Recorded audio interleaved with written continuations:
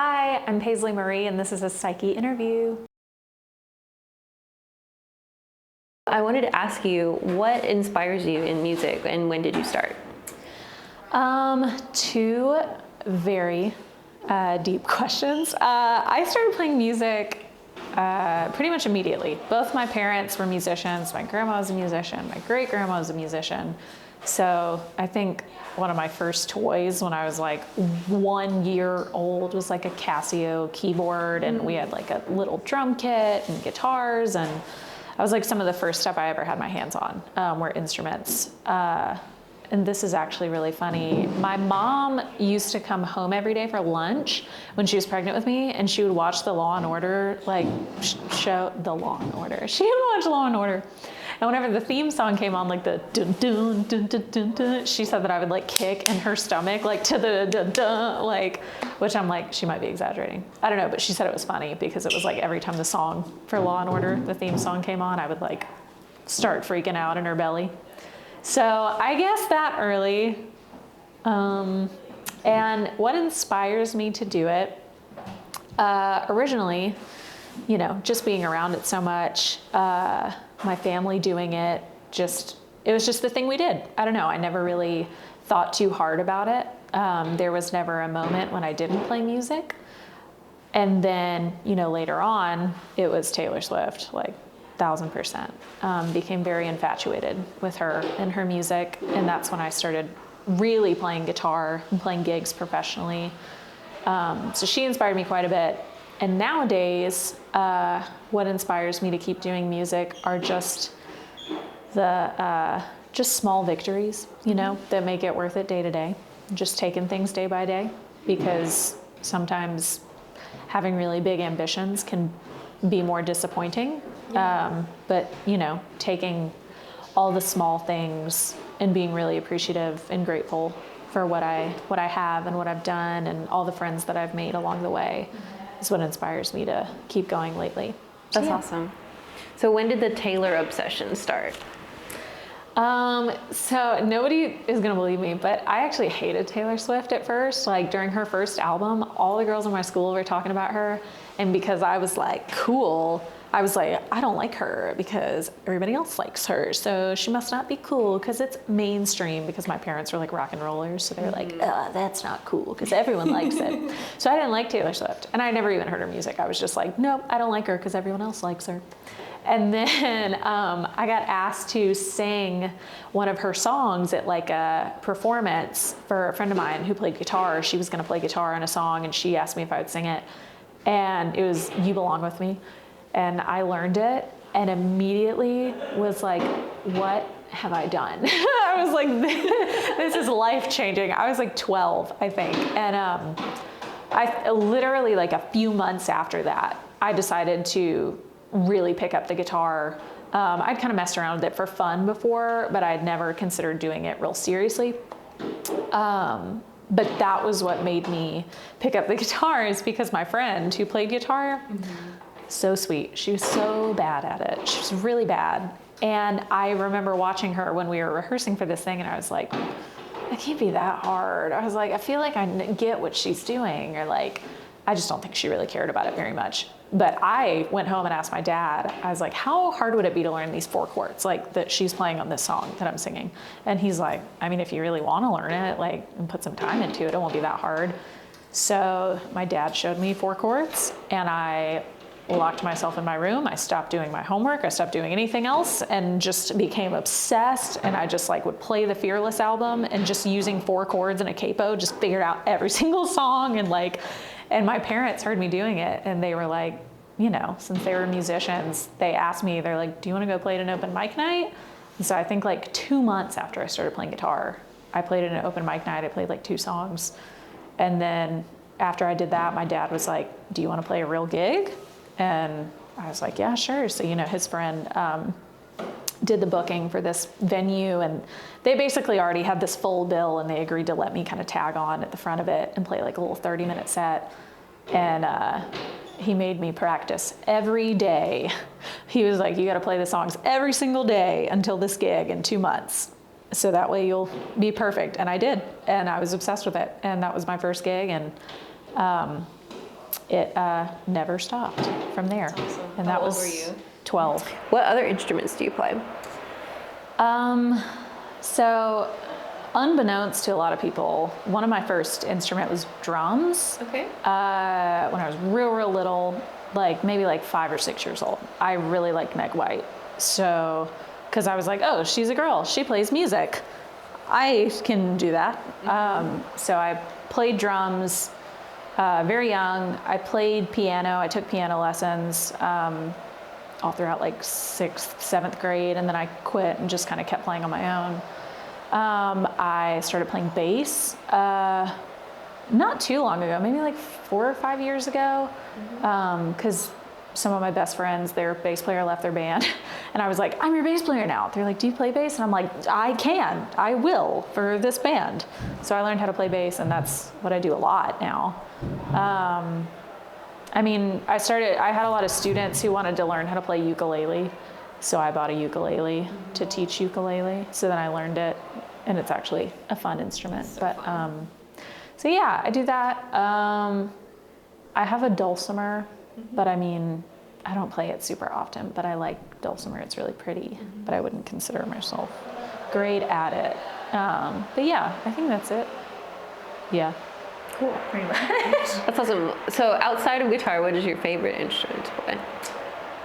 I think right now I am really in love with playing bass because I've gotten the opportunity to do that in a lot of bands lately.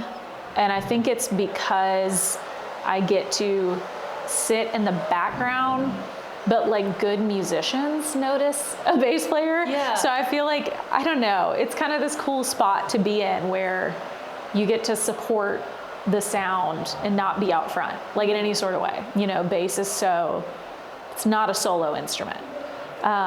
So it's fun to play so in step with all the other band members and get to do that. Which is also why I like drums. I really like to do that. Being a lead singer and, you know, playing guitar and fronting my own thing is what I'm used to. But I think because it's what I'm used to, it's not my favorite, you know? It's like the fun thing that I get to not do as much as my favorite. Yeah. But yeah. I like that. So how long has Paisley and the Birdwalkers been an entity? I think since 2018, maybe 2019, not very long. Okay. We like got together like a year before COVID. So we were together for a year, started playing shows, started getting it together, and then COVID hit and we had a whole year where we didn't really know what to do and just recorded some music, played like a house show, I think, and then we did some virtual live stream things. But the year after that, we recorded some more music and got out there and played a bunch more shows. And right now, we're on a little mini break to write new material, and everybody has their own projects in the band, so need some time for everybody to do their own things and reconvene. I think the next show that we're playing all together is in February. Okay. But I've been doing some shows with, you know, just kind of revolving members just to keep me like playing because I hate taking a break from it. But yeah, so I guess about 3 or 4 years. That's awesome. Do you do so with Paisley and the Birdwalkers, it's all original music, correct?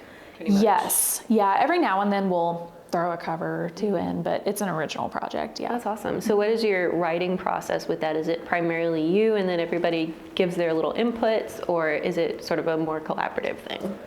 When it started out, I was very specifically looking for backing musicians to play my songs. So I had like a group of songs that I really wanted musicians to play behind me. And it meant a lot for them to be friends of mine. And, you know, most of my close friends are women. So it also meant a lot for them to be women. So it just so worked out that we did that. And then some of the newer songs I would bring in and we would kind of try to write some of the parts together.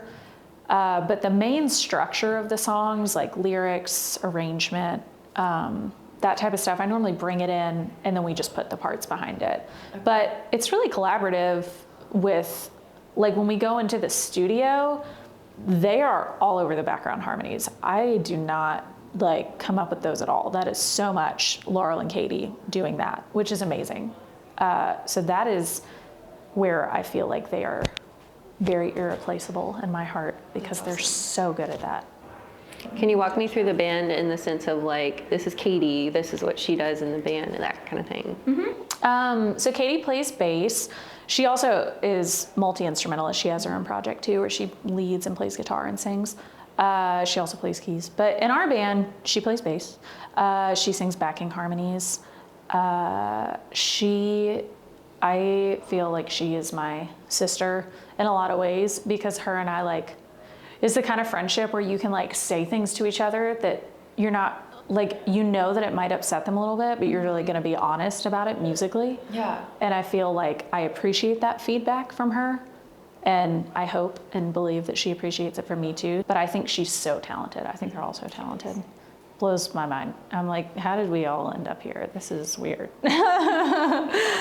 Yeah. And then, so Laurel plays drums.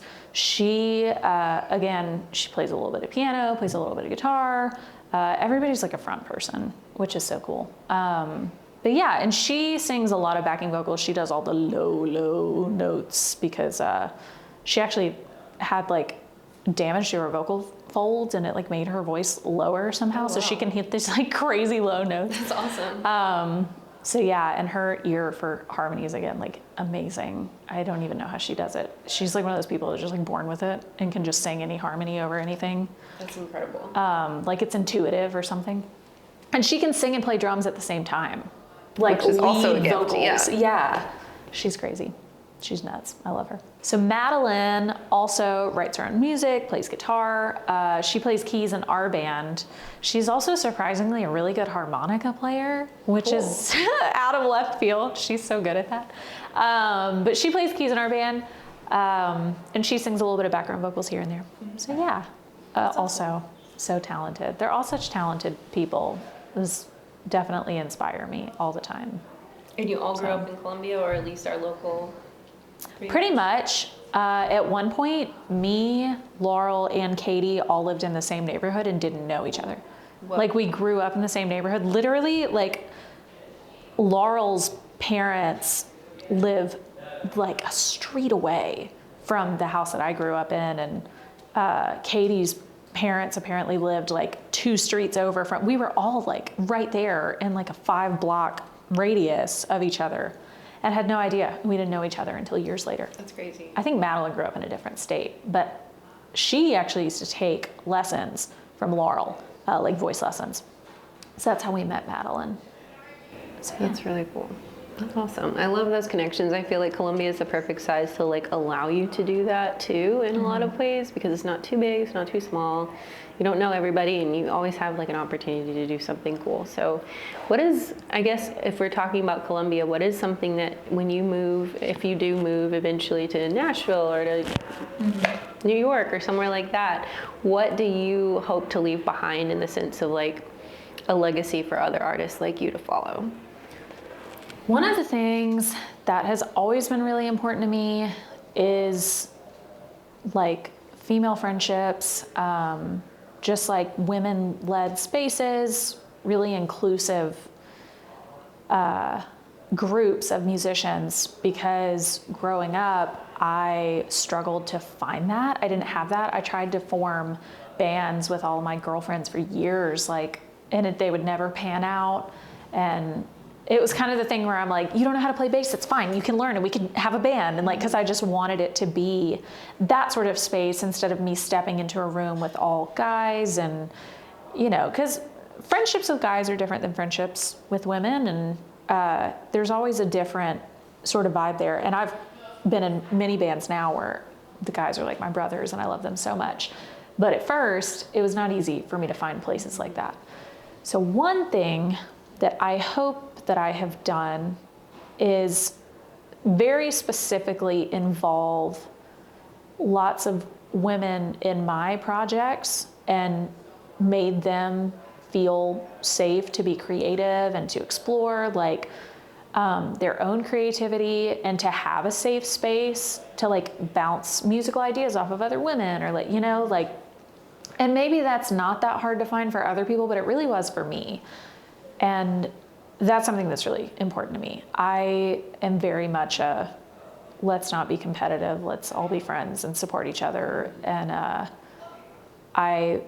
most of my close female friends like are musicians, and those are some of the most meaningful musical relationships and personal relationships. So I hope that I have encouraged that in all of the people that I have been lucky enough to work with, and just kind of shared that energy and that spirit with them, because I really do think that there's so many talented like women musicians who are just not invited to show up in the same ways that guys are in the music scene. Yeah. If that makes sense. That totally makes sense.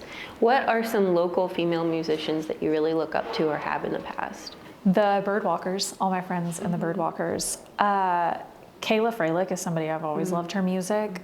I was supposed to play a gig with her when I was like 13 or 14, and it never panned out.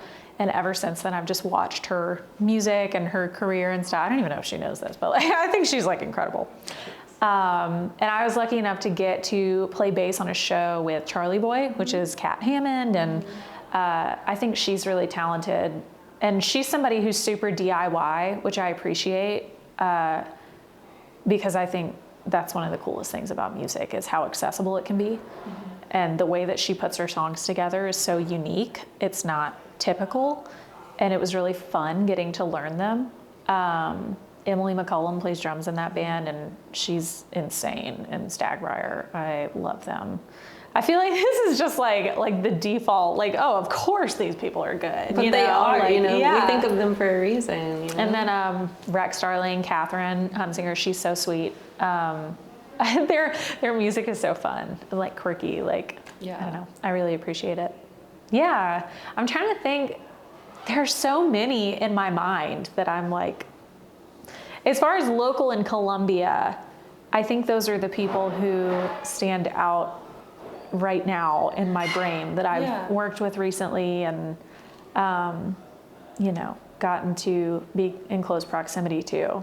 If I've forgotten anybody, I'm gonna kick myself later, but I feel like there's more. There's gotta be more. There's so many. There's always more. But always so good. Oh, Jody Jackson. Yeah, she's love awesome. her. Oh my God, love Jody. Her songwriting makes me cry, literally every time. I can't see Jody without crying. Yeah. That's awesome. So what are some things like outside of the music world and other art forms or other just spaces in life that inspire you? I am not formally diagnosed with ADHD, but I do the dopamine chasing thing of jumping from one hobby or internet research hole to another. So some things that have inspired me lately is just like mental health and therapy and researching, how your past influences you and doing the stuff that you do in your 20s. You're like, why am I messed up in this way?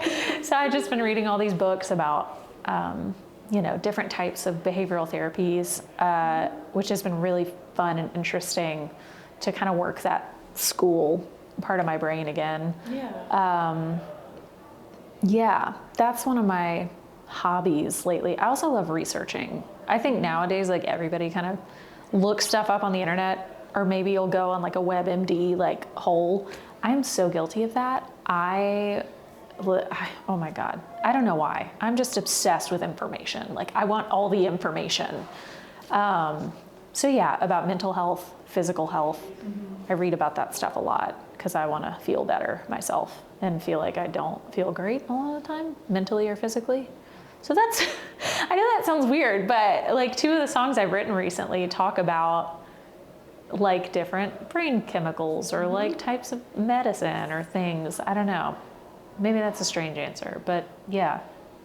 Yeah, no, that's a great answer. I feel like so often we don't think of those things in their correlation with art as much as we should, but like knowing who you are in an analytical sense is just as important as knowing who you are in an emotional sense. And so that's really cool that you've been exploring that. I love that answer. That was great. That made me feel validated. You are valid. So what has been like the biggest like epiphany or realization you've gotten through all of that? Like, what is one thing that if you could impart that knowledge to someone else, what would you say?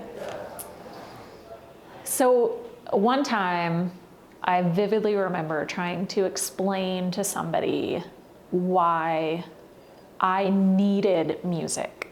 And I didn't have the language to describe it to them then. And I think they were like, yeah, all musicians need music. That's why you do it. And I'm like, no, no, no. If I do not sing and like physically get this out of my body, I would be in a horrible place, like mentally. Like it's just so cathartic. And, you know, in the same way that people need to go on a run every morning or need to do that, I'm like, I have to sing.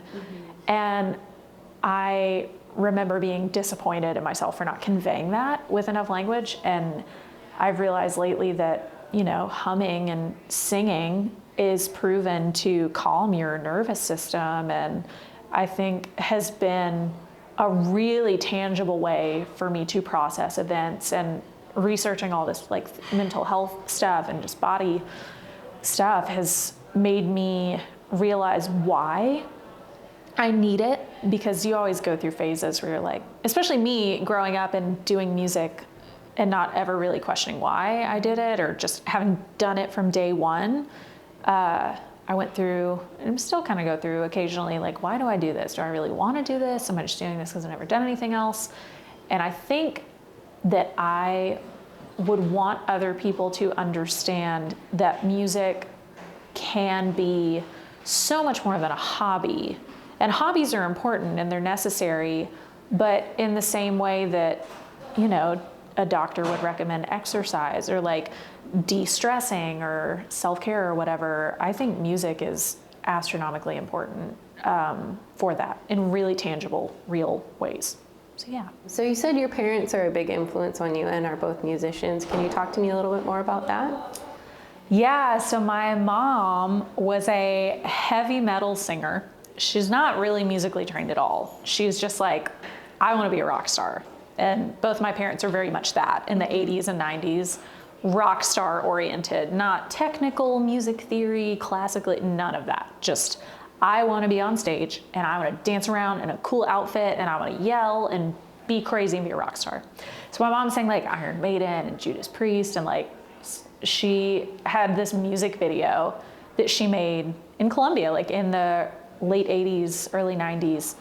And it ended up, whenever she had me, or maybe had my brother too, I don't know, we were both real young, and her friend, without telling her, submitted her music video to MTV's website. They were having a contest of like the best unknown music video of the 80s, and my mom's video won, and it was like on MTV's website, like for a while, it's like the winner of the best unknown music video of the 80s. So she's cool.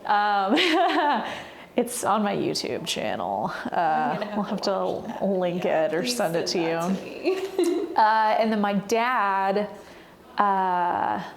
literally moved to Columbia. He lived in a very, very small town outside of Columbia, and he moved here to play guitar. He didn't even pick up a guitar until he was like 20, and decided that he was going to do it. He was going to be a rock star. I think he even like lived out of his car just to play gigs and live his dream. And he was the singer and songwriter and front person in his own rock band for years. Even my childhood, he was still recording music, and on the weekends would go play shows all over the Southeast. And then when I started playing gigs, he helped me, you know, book shows. Like I remember we would go to like venues, because I was like 12 or 13, and I didn't have any recordings, and we had this portable DVD player, and he would be like, can I show you my daughter on this portable DVD player, and will you book her a show? And would like show people this video of me singing at my school, and they booked me gigs, and it worked. And so, you know, he did a lot for me getting started.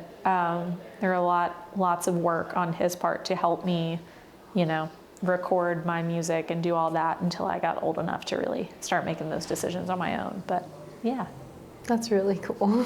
Yeah, I love how good parents can really be a huge influence on just who you become and what you want to be with your life. That's really cool. Let me think. So what do you hope to, I don't know, accomplish within, say, the next year in your career? That has been a subject of a lot of rumination for me lately. But as of right now, in this moment, I believe it could change as soon as I walk out of the door. But for right now, I've been working on a group of new songs, and I think I would like to record them and get a new body of work out there and really push it. I've sonically been trying to figure out what exactly is my sound, because I have so many influences that, and I think a lot of musicians have that issue. But you only find it by writing more and more and more and kind of, you know, seeing which groups of songs fit together. I have a group of songs right now that I am really liking, and I would like to work on those some more. And in the next year, I would like to have them recorded and maybe play in some cities I've never played in before, book some gigs in some places and meet some new people. So yeah. What is something that you learned during like the COVID season of everyone being forced to be an introvert? What is something like that you learned that's been a really big influence on your music career?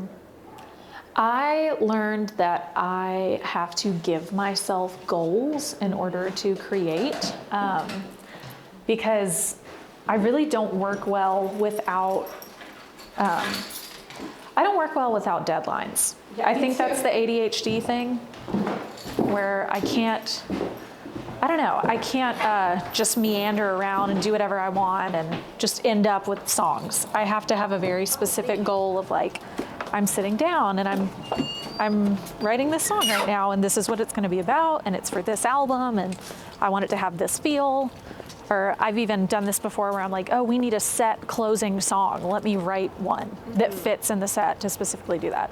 So during COVID, that was something that I had to think about more, is how to give myself those goals when you don't have like, I've also been guilty of being like, okay, I have a show coming up, so I'm gonna write a new song before the show and play it at the show. And that was my deadline. But when you don't have shows, you don't have any deadlines, you don't have any, you know, there's nothing forcing you to want to make more. It's just you and the music and whether or not you enjoy doing it. And I learned that I need structure. That's what I learned. We talked a lot about 12-year-old Paisley. If you could tell 12-year-old Paisley anything right now, what would you tell her? I would tell 12-year-old Paisley that she should go to therapy sooner. And I would tell 12-year-old Paisley that. And I would also tell 12-year-old Paisley that Taylor Swift was going to make even better records. And there was a lot to look forward to. And I would also, I think, tell myself that having a career and being very success-driven will not be your main focus in the future. It will be community and friendship and lasting relationships. Because when I was younger, I was very, very competitive. And I feel like it kind of closed a lot of doors for me in terms of friendships. And I think that's why I'm extra sensitive about trying to have friends and build community, because I was that way for so long. Because I was raised that way, you know, just like, you're good at this, you can try really hard and you can be the best, and you know, just like almost like the sports brain of like, you can be the starter or the first chair or whatever. And so that was where I was when I was 12. I was like, I can be the best at this, and I'm like, that's not important. That's not what's the goal. That's not the goal. What is the goal? I don't know. That's not what the goal is. Yes. Okay. No, those are great things. I wish I could tell 12-year-old me the same things. Thank you so much, Paisley. This has been so much fun. Thank you for sharing your wisdom and your life with us. I hope that as the new year greets you, that you'll be blessed with many great opportunities and new friendships. Thank you so much, Eden. This has been awesome. Thank you all for inviting me to do this. I appreciate it.